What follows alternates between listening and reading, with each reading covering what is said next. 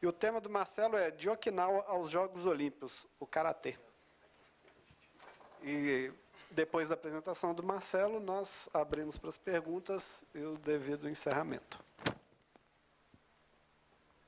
Então, boa tarde a todos aqui, boa tarde ao pessoal que está nos acompanhando pela transmissão online também. Boa tarde aos meus colegas aqui. Eu vou pedir para a produção soltar um vídeo, enquanto eu vou falando, daí ele vai passando para ficar como uma forma ilustrativa. Bom, eu estou aqui representando um trio. A gente escreveu esse capítulo em parceria com... Eu escrevi esse capítulo em parceria com o Cristiano Barreira, da Escola de Educação Física e Esporte, e a Tabata Teles, que eles não puderam estar aqui. Então, vamos lá. De Okinawa aos Jogos Olímpicos, o Karatê. Bom, onde a gente pode encontrar o Karatê? O Karatê ele é encontrado principalmente motivado pelo campo do cinema. Foi muito... ele teve uma impulsão de várias matrículas de estudantes, praticantes, após o boom dos filmes de Bruce Lee, dos filmes do Jean-Claude Van Damme, principalmente do Karate Kid, com Daniel San, enfim. Tem essa propulsão no cinema, a gente encontra ele também nas academias, nos clubes, nas escolas, nas universidades. Enfim, hoje ele também é um fenômeno que passou por várias transformações estruturais, seja históricas, no sentido de se adequar a normas e condutas de um determinado período. Quando eu falo, quando ele sai de Okinawa e vai para Okinawa, que é uma ilha próxima da China, entre a China e o Japão. Ele sai de Okinawa e vai para o Japão continental, e ele sofre uma série de mudanças estruturais que vai dar origem ao karatê que a gente conhece hoje. Um karatê que bebe do Budô, o caminho marcial, com seus valores, que tem um norte voltado para um resgate de lemas do guerreiro feudal japonês, o samurai. Segue lemas também do Bushido. Quando eu falo lemas, são lemas assim de valores, disciplina, autocontrole, persistência, que tem nessa modalidade, e outras modalidades também, como Kyudo, Iaido, Judô, Sumô, que são artes marciais japonesas e bebem desses valores. O que acontece? Nesse processo de desenvolvimento do Karatê, quando eu falo desse desenvolvimento, eu falo principalmente no final do século XIX e começo do século XX, enquadrado como a Era Meiji. É um período que teve grandes transformações no Japão, de ascendência de imperialista, teve bastante... houve uma abertura do Japão, porque ele estava fechado, para transformações tecnológicas, industriais, e é nesse contexto que o Karatê foi desenvolvido. Alguns estudiosos falam, por uma análise Foucaultiana, que o Karatê passou por uma pedagogização, no qual ele serviu para docilizar corpos, no qual seria um instrumento para trazer disciplina a jovens, estudantes, num Japão, então, que estava bebendo de uma busca de uma identidade nacional, que foi a Era Meiji. A Era Meiji, que se estende de 1868 a 1912. Eu falo também da... Isso aqui é parte da introdução do capítulo. Eu falo também da imigração ocorrida aqui no Brasil e da chegada de vários imigrantes japoneses que desencadeou a abertura de várias academias, principalmente na década de 50 para cá. Teve várias academias em São Paulo, originário também no interior de São Paulo, Paraná.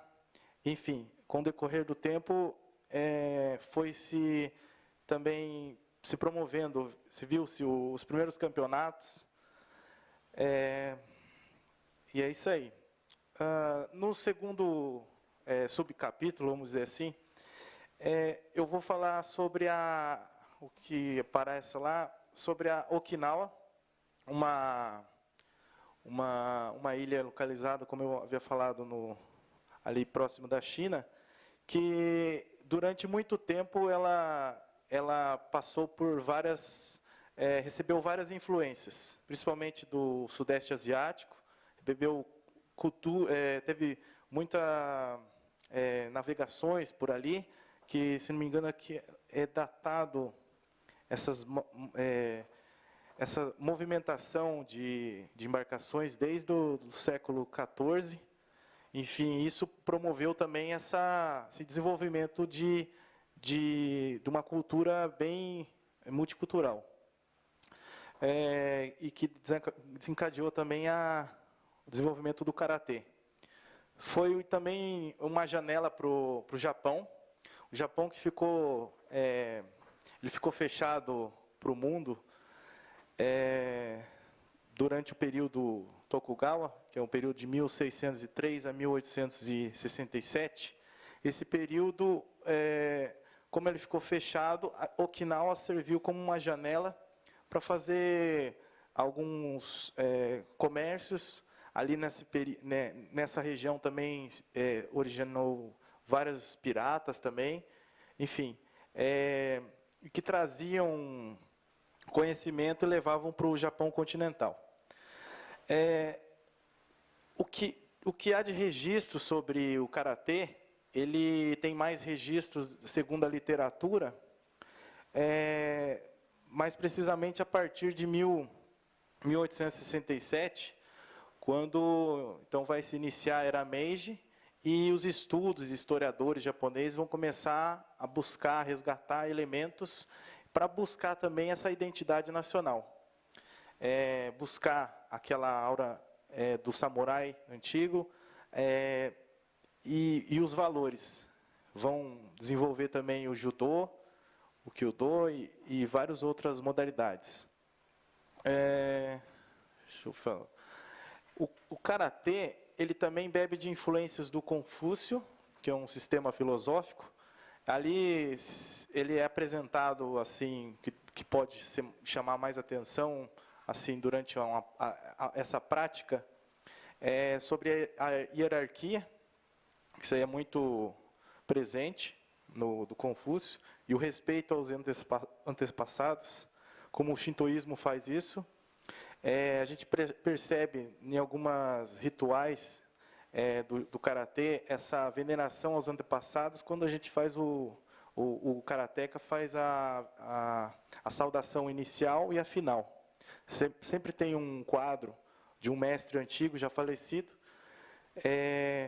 e que se faz esse reconhecimento. Então aí ele se vê um resquício assim dessa religião. O budismo também tem um traço nessa modalidade, trazendo o lado zen, o lado do esvaziamento, o lado da procura, a partir da prática, buscar um autoconhecimento que acaba o praticante se envolvendo mais ainda.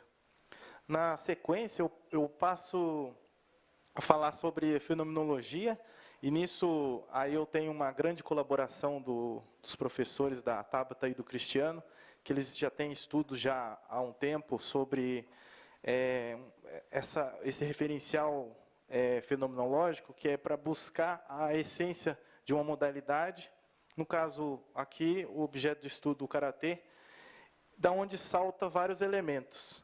Enfim, durante esse subcapítulo, você vai apresentando, eu vou apresentando a relação do mestre-discípulo, essa relação que ela é presente, mas ao mesmo tempo distante. Ela é presente porque o mestre sempre está lá para orientar, mas ao mesmo tempo distante porque ele está numa posição de poder e é um direcionamento geralmente de cima para baixo, onde você não questiona o mestre ou o sensei. Então isso também tem na tradição do karatê e também das artes marciais do Budô. A relação de corpo a corpo também, de você se conhecer a partir da prática. Isso é bastante interessante a gente perceber, porque no começo quando o karatê foi desenvolvido, principalmente quando ele chegou no Japão continental para se configurar como um karatê norteado pelo Budô, ele trouxe muito a questão ele não prezava muito pela estética. Ele vai se nortear muito mais pela estética a partir do processo de esportivização, que vai ocorrer a partir da década de 50, principalmente com um dos alunos do Gishin Funakoshi, que é considerado o fundador do karatê moderno. A partir desse agente, o karatê vai tomar uma esfera mais de esporte. Então, vai acontecer com esse processo, por exemplo, a adesão de espelhos nos dojos, que são as salas de treinamento. Então, se percebe aí, isso eu estou falando já na segunda metade do século XX. Com a adesão de espelhos, vai acontecer mais uma valorização da estética, do movimento visual, da questão mais visual e espetacularizada, vamos dizer assim. Se contrapondo às essências, à percepção, à sensação do atleta, ou do praticante, que isso aí é muito mais enraizado nas práticas orientais. Essa percepção ela é muito mais profunda. Enfim. Daí eu adiciono, coloco algumas referências nessa análise, falando um pouco a partir de alguns autores, como o Eric Dunning e o Norbert Elias, que vão falar do descontrole controlado. Principalmente quando eu pego o karatê e jogo no âmbito do esporte, a gente percebe que os atletas eles estão sempre vigiados, no sentido de que eles demonstram a sua agressividade, a sua explosão, a sua violência nesse sentido, mas ao mesmo tempo são vigiados porque existem regras, existe um regulamento, não se pode nocautear o adversário. Existe essa ideia de controle que o Cristiano Barreira nos estudos fala do Sundome, que é você ter um autocontrole do golpe em si, e não machucar. Tem um sentido mais profundo nisso também.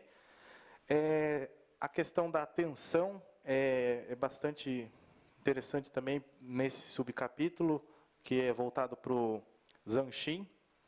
Enfim, tem uma série de análises que a gente vai fazendo à procura de mostrar, de dar luz aonde não é visto. É como o Rafael falou na fala passada, dar luz às sombras, a mostrar algo o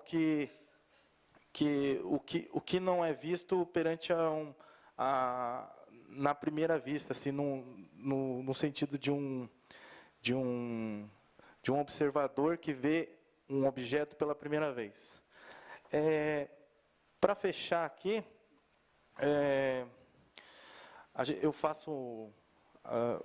eu e os autores, a gente fez um trabalho a gente termina com um paradoxo aqui, que a tradição versus o esporte. Pode-se ver nisso a derrota da tradição, no sentido de a derrota. O que acontece? Quando eu falo da derrota, pode-se ver nisso a derrota da tradição se contrapondo a esse processo de esportivização, é que vai naquela ideia também do que o Thiago Brant falou sobre o surf. Né? Naquela ideia de algo que, ao participar, ter um processo de esportivização, vai se descaracterizar uma arte. No caso, a arte marcial. A arte marcial do karatê, ela nasce com o objetivo de autopreservação, de defesa. Ao se colocar num campo esportivizado, ela passa-se a ter uma outra característica, mas não deixa de ser aquilo. Ela passa a buscar o outro, no sentido de buscar o ponto para ganhar, e não mais a defesa, para se defender contra uma agressão ou num âmbito mais bélico, assim. Então, tem esse sentido mais profundo aqui, que é essa descaracterização. Será que é bom ou não é bom o karatê se tornar cada vez mais esportivizado? Se percebe durante o século XX que houve essas transformações, essas rupturas, porque para atender os requisitos para entrar nos Jogos Olímpicos, houve um esforço de agentes interessados nisso. Então, por outro lado, também tem praticantes que não gostam desse tipo de ação, desse tipo de fenômeno que ocorre. Essa ideia, fazendo uma analogia, é como o surf, a alma do surfista, que não quer que ele se esportivize. E o karateca, aquele karateca que preza por uma arte marcial tradicional e enraizada em lemas, condutas, em crenças, em rituais, e reforça-se disso, e que não quer essa transformação. Aí, enfim, eu concluo nessa perspectiva, porque será que isso não poderia ser, essa chegada aos Jogos Olímpicos, essa permanência, um convite para quem não conhece o karatê, um convite a conhecer essas tradições? Ou seja, o que eu quero dizer, que quanto mais ele se esportiviza, mais ele vai ficando popular, então mais pessoas vão querer saber o que é o karatê. E por trás disso, existem essas tradições que poderiam estar dando mais embasamento. É o que acontece, né? Agora, vamos ver o que acontece daqui para frente. Com relação à permanência dele, porque recentemente ele foi tirado dos Jogos Olímpicos de 2024, em Paris. Essa exclusão, se nós analisarmos historicamente as outras modalidades de esporte de combate, eu vou citar aqui o taekwondo e o judô, a gente percebe que também eles passaram por esses testes, vamos dizer assim. Por exemplo, o taekwondo participou dos Jogos Olímpicos de Seul, em 88, participou também do de Barcelona, em 92, e depois ele foi excluído. Ficou um bom período, cerca de 8 anos, até ser incorporado às modalidades oficiais em Sydney, nos Jogos Olímpicos de 2000. O judô, por outro lado, nesse pensamento, né, o judô ele estreia em 64, no Japão, em Tóquio, mas fica ausente na edição seguinte, na Cidade do México, em 68, e ele só vai se integrar em Munique em 72. Então, essas tentativas e exclusões e voltas, isso aí é comum nesse processo de se oficializar enquanto modalidade nos Jogos, perante o COI. Então, eu fecho com isso aqui. Obrigado aí.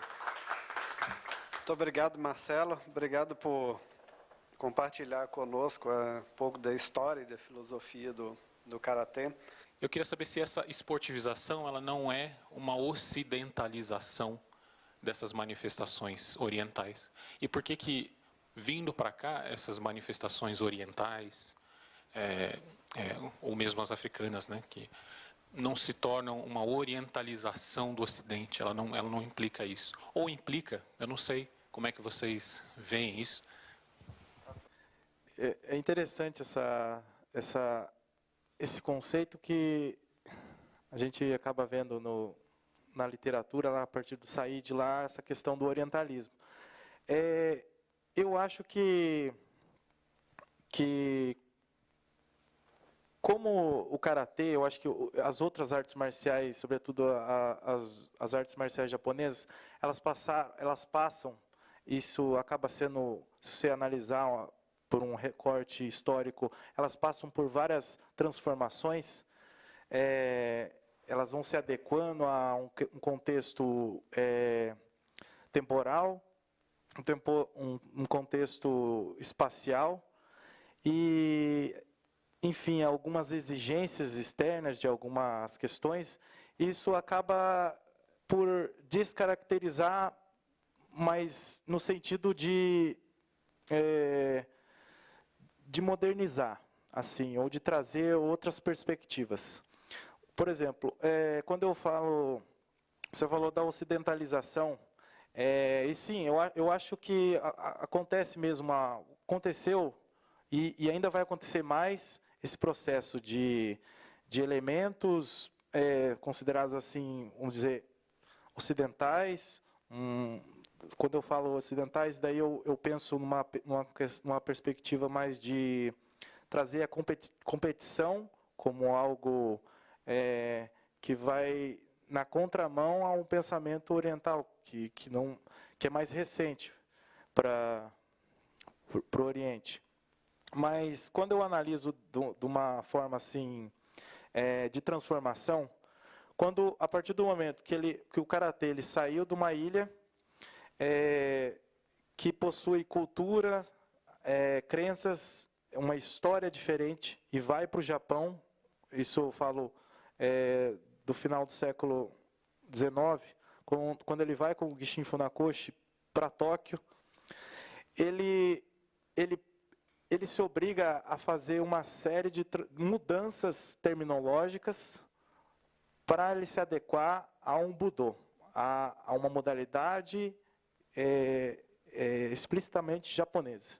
Então ele vai ter que escolher.